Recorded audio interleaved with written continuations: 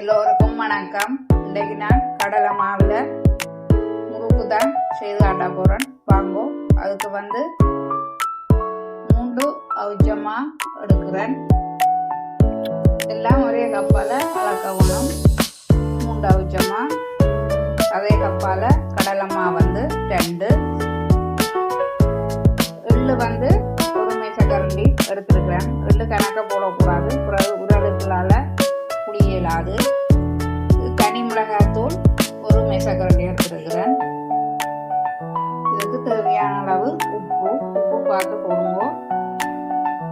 எல்லாத்தையும் குழைச்சி எடுப்போம்.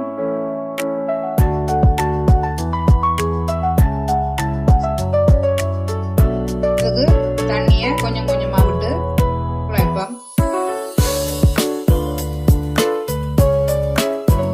குழைச்சாச்சுது. முறக்குரல்ல போட்டு சரியான பதம். முறுக்குரல்ல போட்டு தெரியும் சரியான பதம்.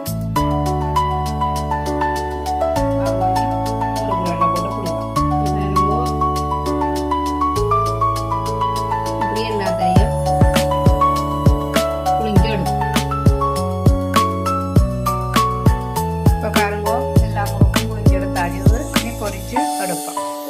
இப்போ பாருங்க, எண்ணெய் கொதிச்செடுத்து இந்த முறுக்கை பொரிச்சு எடுப்போம். இப்போ பாருங்க, மற்ற பக்கமும் இதை திருப்பி விடுவோம். இப்போ பாருங்க, அந்த முறுக்கு பொரிஞ்செடுத்து இதை எடுப்போம். இதே மாதிரி நான் எல்லாத்தையும் பொரிச்சு எடுத்து போட்டு பார்ப்போம். காரமுருங்கன முறுக்கு எல்லாம் சுட்டு எடுத்தாக்குது. காரமுருங்கன முறுக்குண்டு.